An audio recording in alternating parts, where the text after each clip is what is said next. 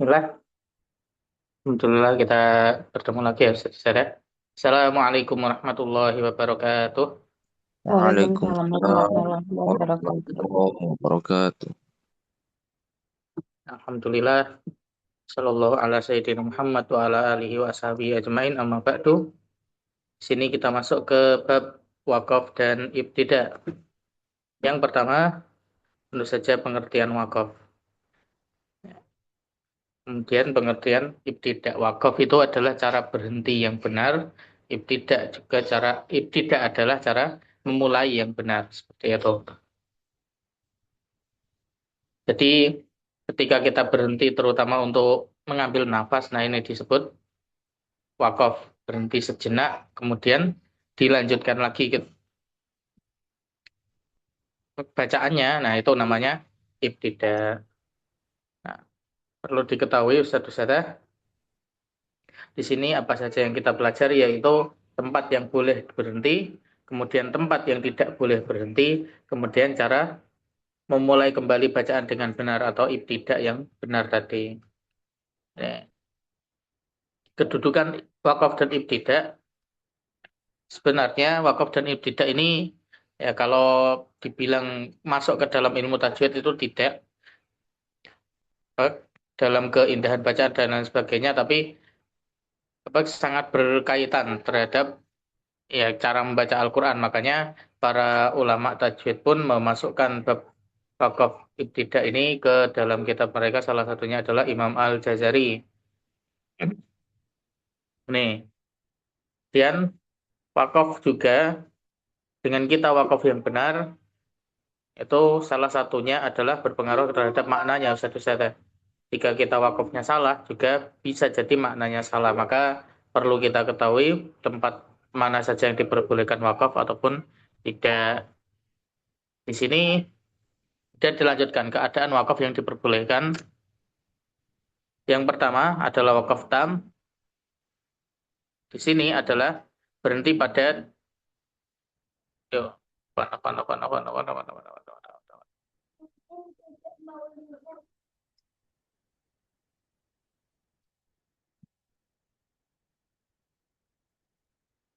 Aku tidak mau lihat.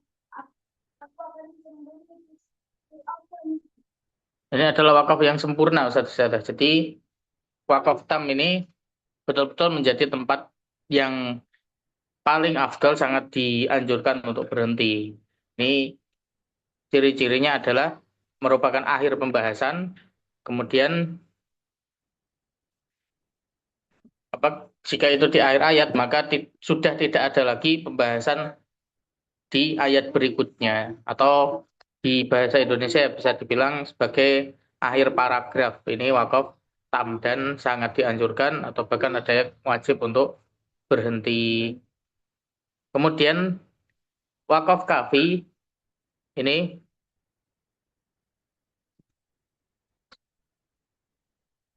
juga merupakan tempat yang diperbolehkan wakaf. Ciri-cirinya, nah itu sudah akhir apa ya? Akhir suatu ucapan, tapi setelahnya masih dalam bahasan yang sama. Kalau di bahasa Indonesia, wakaf kafi ini seperti berhenti di akhir titik atau akhir kalimat. Kalimat yang bahasa Indonesia, karena kalimat kalau dalam bahasa Arab itu artinya kata. Maksudnya akhir kalimat atau akhir kalam, akhir jumlah. Nah, di akhir rangkaian itu, maka boleh wakaf atau disebut dengan wakaf kafi. Kemudian wakaf hasan adalah berhenti pada kalimat yang sudah baik secara bacaan tapi maknanya masih sangat terkait ini dengan ayat selanjutnya. Jadi walaupun bukan di apa bukan di akhir paragraf, bukan di akhir kalimat, tapi di sini terjadi di akhir ayat, maka juga dianjurkan untuk berhenti dan merupakan wakaf hasan.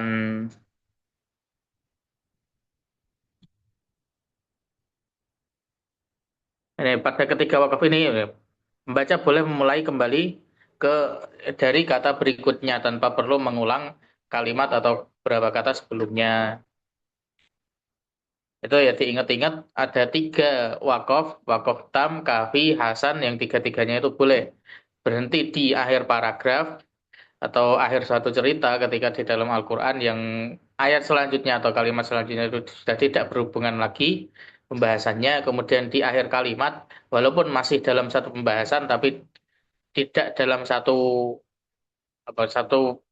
ucapan ya seperti itu, satu perkataan atau satu jumlah, itu juga diperbolehkan untuk berhenti merupakan wakaf kafi. Dan wakaf hasan di akhir ayat ini diperbolehkan untuk berhenti walaupun masih ada pembahasan walaupun bukan akhir kalimat, tapi kalau akhir ayat ini juga diperbolehkan untuk berhenti. Selanjutnya adalah wakaf qabih. Wakaf qabih adalah berhenti pada tempat yang tidak tepat, sehingga yang pertama risikonya adalah bisa merusak makna, kemudian bisa menimbulkan kesalahpahaman. Ini ciri-cirinya tentu saja bukan akhir kalimat, bukan akhir ayat, dan masih sangat bergantung kepada kata selanjutnya. Hukumnya, hukumnya jika disengaja itu makruh bisa menjadi haram jika apa emang diniatkan sejak awal untuk merubah bacaan Al-Quran itu seperti itu ya. Bahkan bisa menyebabkan kekufuran jika memang merubah makna secara fatal dan dengan disengaja. Makanya kita hati-hati ketika membaca Al-Quran, kita senantiasa berusaha sebaik mungkin termasuk dalam hal wakaf dan ibtida. Ini. Jadi boleh berhenti ketika tidak dalam keadaan 3 tadi atau walaupun wakafnya merupakan wakaf qabih, ini jika terjadi karena keadaan darurat. Terus ada yang pertama ya karena batuk, karena bersin, karena kehabisan nafas. Ini diperbolehkan berhenti, kemudian dengan syarat maka ini tidak diperbolehkan untuk langsung melanjutkan ke kata berikutnya, tapi mengulang dari kalimat yang sebelumnya agar maknanya tersambung. Nah, apa karena hal-hal itu tadi semuanya itu baik apa wakaf cara mengetahui ini wakafnya tam atau kafi, ini itu wakaf kopi ngulanginya dari mana, maka disarankan memakai mushaf yang ada wakaf dan ibtidanya. Satu-satu ada garis bawahnya biasanya itu insya Allah apa bagi yang nafasnya tidak kuat itu sudah sesuai. Apa, mulainya dari mana, kemudian boleh wakaf di mana dan diulanginya mulai kata apa itu sudah sesuai insya Allah.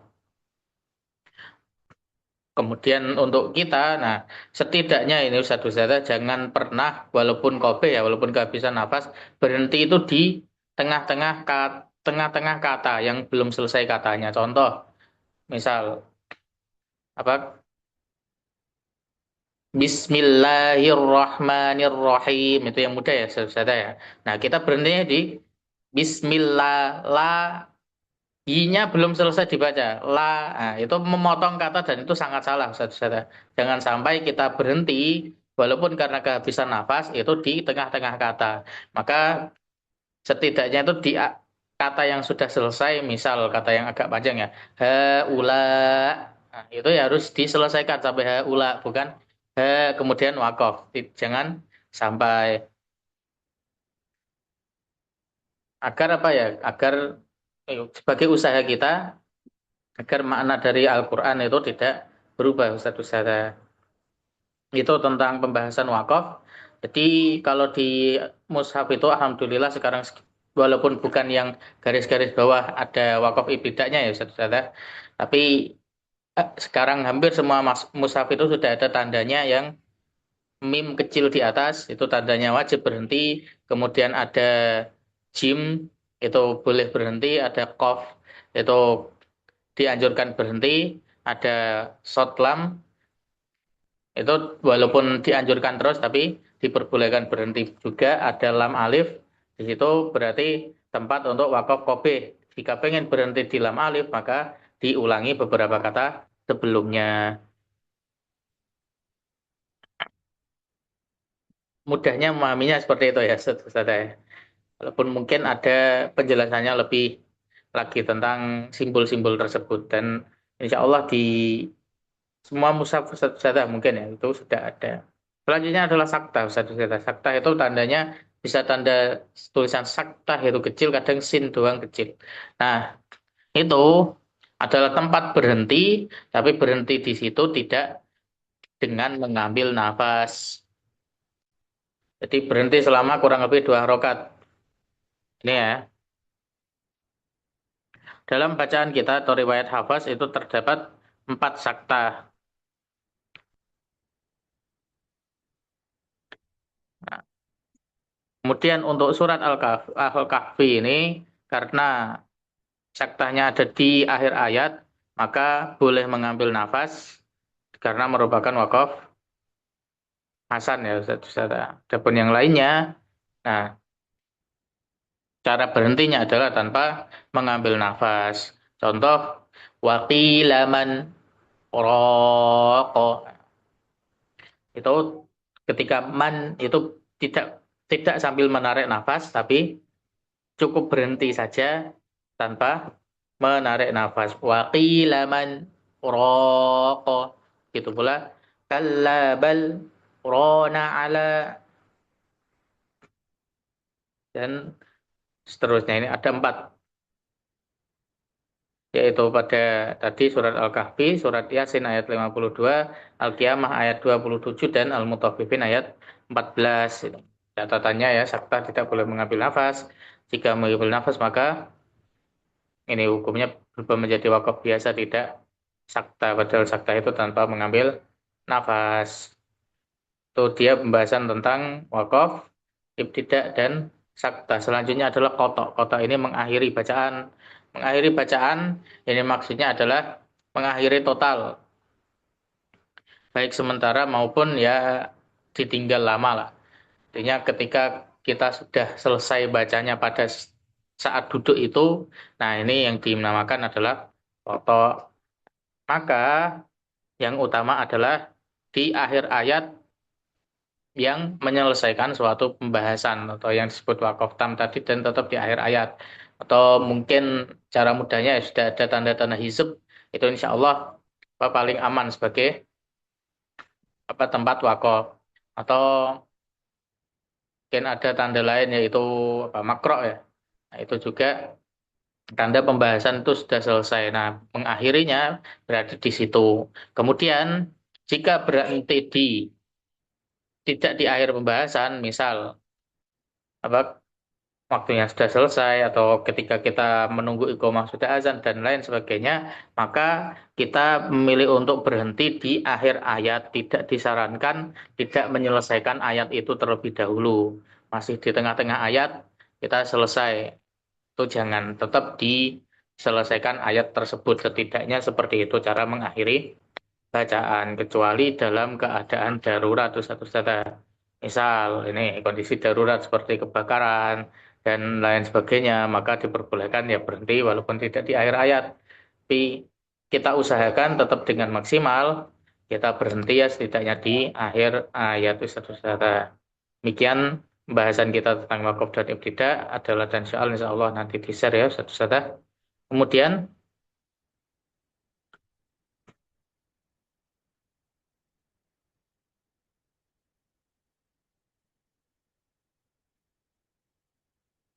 kita lanjutkan tentang maktu dan mausul. Nah, jadi Imam Al-Jazari mensyarat termasuk di dalam yang wajib diketahui oleh pembaca Al-Quran itu adalah ilmu rasem. Nah, digarisbawahi oleh beliau, setidaknya pembaca Al-Quran itu mempelajari dari ilmu rasem yaitu maktu wa mausul ini. Agar kita bisa ya menuliskan Al-Quran dengan benar. Nah, apa itu maktu? Apa itu mausul? Maktu adalah 2 kata yang ditulis terpisah. Kemudian mausul adalah 2 kata yang ditulis secara tersambung. Nih, konsekuensinya, perbedaannya, walaupun ini secara makna itu ditulisnya terpisah atau disambung, cara bacanya mungkin secara umum kedengaran sama atau memang sama, kemudian secara makna juga sama walaupun tulisannya itu dipisah atau disambung, tapi ini perbedaannya adalah jika dijadikan tempat wakaf tadi ya. Wakaf di kondisi darurat, tadi kan dipeseni jangan sampai kita berhenti di kata yang berbeda. Apa kita berhenti di tengah-tengah kata, tidak menyelesaikan kata tersebut. Nah, tapi kalau kata tersebut ditulis mausul, maka kita berhentinya jangan di tengah-tengahnya, tapi berhenti di apa di kalimat akhirnya yang di situ ditulisnya itu secara tersambung seperti itu, Ustaz. Ini kita langsung ke contoh-contohnya biar kelihatan contoh yang maktub itu bagaimana, yang mausul itu bagaimana. Nah, ini contohnya Allah itu bacanya sama, Allah, Allah. Nah, tapi jika ditulis maktub itu tulisannya an dengan menambahkan nun sukun di situ, kemudian baru ditulis la. Bacanya sama Allah, tapi jika tulis mausul maka menghilangkan nun sukunnya langsung Allah seperti ini Ustaz. Nah, kemudian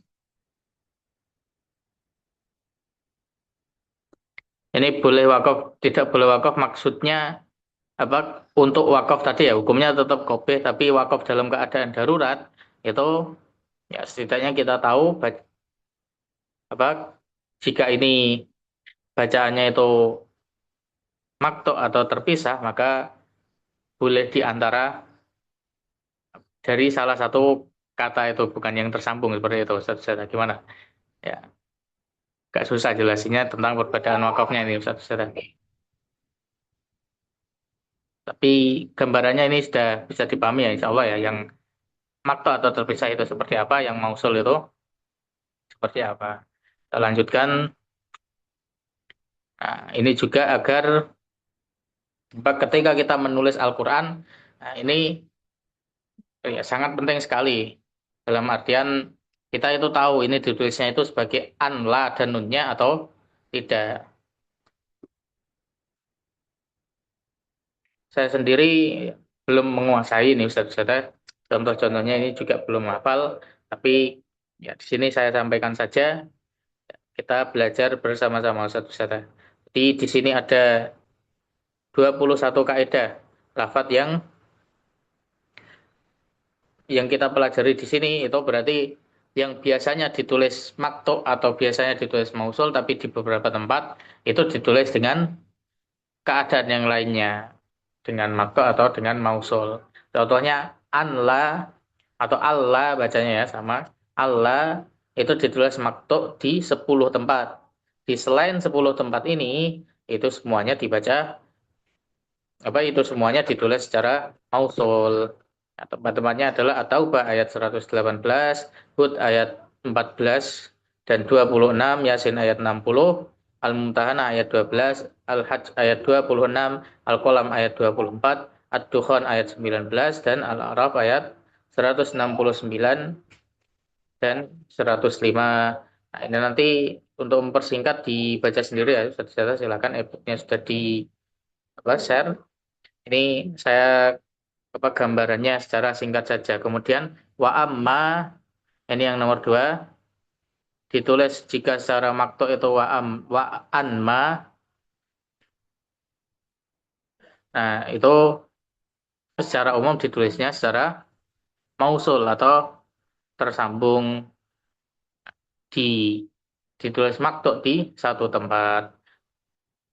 Kemudian amma di sini selalu ditulis mausul, tidak pernah ditulis makto. Kemudian amma amma di sini ditulis mausul selalu kecuali di satu tempat yaitu Al-A'raf ayat 166. Kemudian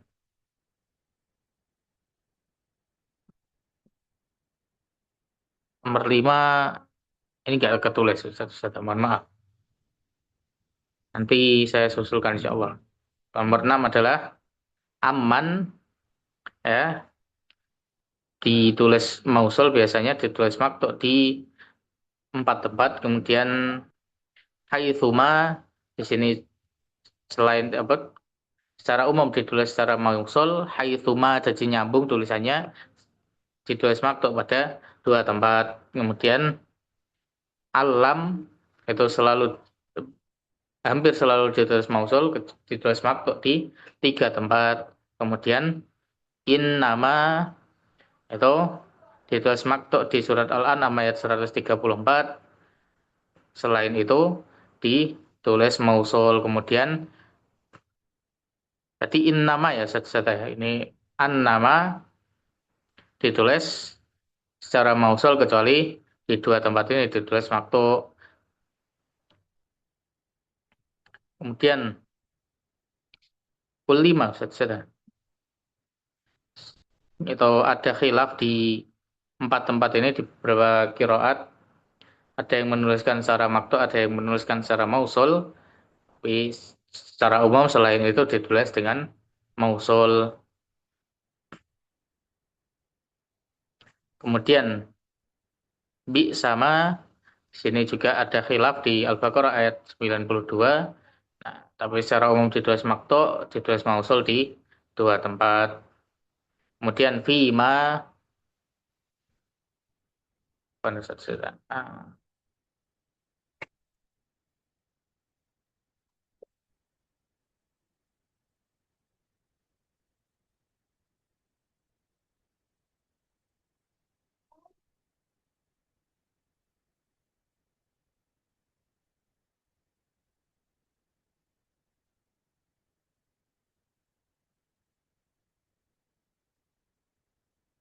fima juga menjadi maktuk di 11 tempat. Selain itu ditulis mausul. Kemudian ai nama ini ada hilaf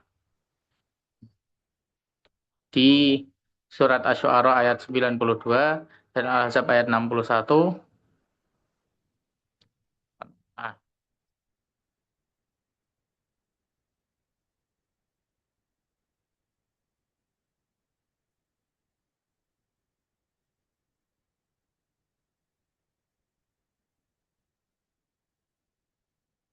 dan An-Nisa ayat 78 ditulis mausul pada dua tempat ini, Al-Baqarah ayat 115 dan An-Nahl ayat 76. Selain itu berarti ditulis maktu aina sendiri dan ma sendiri. Kemudian fa'ilam ditulis mausul pada Hud ayat 14, selain itu ditulis maktu. Kemudian alan ditulis mausul pada surat Al-Kahfi ayat 48 dan Al-Qiyamah ayat 3, selain itu ditulis maktu.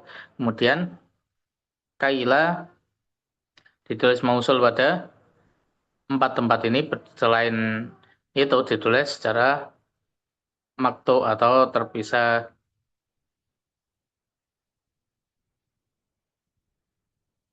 Kemudian aman ditulis secara maktu di dua tempat dan selain itu mausul. Kemudian yaumahum ditulis maktu pada dua tempat dan selain itu mausul. Kemudian mali di sini lam jarnya dipisah atau maktu pada satu, dua, tiga, empat tempat dan selain itu mausul. Yang terakhir adalah wala tahin, seluruhnya ditulis dengan maktu. Nih, ada perbedaan pendapat di surat As-Sad, di surat As-Sad ayat 3 ditulis secara mausul. Namun ini pendapat yang lemah menurut Imam Al-Jazari sendiri, yang di surat As-Sad itu ditulis secara maktu juga. Itu mungkin perbedaannya. Kita setidaknya ya tahu gambarannya, yang maktu itu seperti apa, kemudian yang mausul itu seperti apa. Satu secara mausul itu disambung tulisannya, maktu itu dipisah tulisannya. Kaidahnya ini ya, lafadz yang dikira maktu padahal mausul ini dhamir fi'il bertemu dhamir, kemudian alif lam ini juga apa, dhamir hum bertemu dengan fi'il bertemu dengan dhamir hum ini merupakan maktu bukan mausul. Kemudian alif lam bertemu dengan isim yang mengikuti isim itu juga bukan makto tapi mausul, ya nida ini juga walaupun alif itu tidak bisa disambung ya Ustaz Zaida, tapi ya dengan isim yang diikutinya itu juga mausul bukan makto. Selanjutnya adalah ha tanbih ini ha itu juga makto bukan itu juga mausul bukan terpisah tapi langsung jadi satu dengan yang diikutinya atau yang mengikutinya. Ini contohnya yang lain. Hadani ini nyambung dengan ini semuanya adalah mausul tidak makto. Hadhihi haulai apa ya? Ada kesalahan saya Ustaz. Ha anta betul. Selanjutnya Ustaz Ustazah,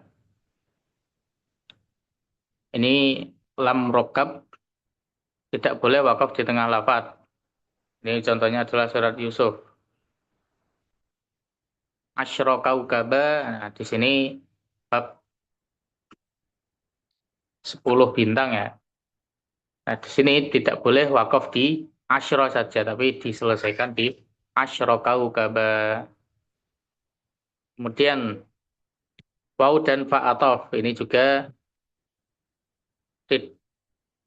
apa kalau bahas balik ke tadi ya berarti bukan makto atau harus dianggap sebagai mausul ini ya au aba au, au aba ana atau di situ jika ada wa dan fa juga misalnya, nah itu juga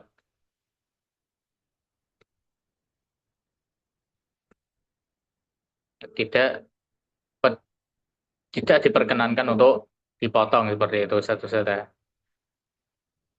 Kayak contoh lain mungkin ya apa wal asr itu wa sendiri kemudian al asr sendiri itu tidak diperkenankan di berhenti di tengah-tengahnya itu tadi ya seperti itu yang saya pahami saudara.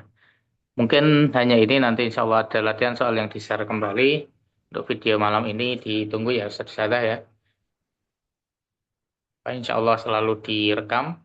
Ini mohon maaf materi yang apa, saya sendiri belum begitu menguasai. Nah, tapi semoga kita semuanya dipermudah oleh Allah untuk senantiasa belajar dan mengajar Al-Quran seperti itu saudara. Oke, setidaknya ada gambaran makto itu seperti apa, mausul itu seperti apa. Untuk wakaf ibtidak tadi juga ya setidaknya kita punya gambaran yang boleh berhenti itu kira-kira seperti apa. Di mushaf kita insya Allah sudah dipermudah itu setelah untuk berhenti di tempat yang tepat dan memulainya itu seperti apa. Nah, jazakumullah khairan Ustaz untuk malam ini kita akhiri. Terima kasih banyak. Kurang lebihnya saya mohon maaf sebesar-besarnya. Mbak, kita berharap ya semoga apa yang saya sampaikan ya, bisa menjadi manfaat walaupun untuk sedikit terutama untuk saya pribadi dan secara umum untuk kita semuanya. Dan sekali lagi jika ada kesalahan, jika ada kekeliruan dan sangat mungkin apa yang saya sampaikan tadi salah berbeda dengan dapat Ustadz siapa, ulama siapa mungkin dan saya mohon maaf sebesar-besarnya. Sekali lagi jazakumullah khairan Ustadz semuanya. Barakallahu fikum. Allahumma arhamna bil Quran. Wassalamualaikum warahmatullahi wabarakatuh. Waalaikumsalam warahmatullahi wabarakatuh. Jazakallah Ustaz. Jazakallah khair. Waalaikumsalam warahmatullahi wabarakatuh. Jazakumullah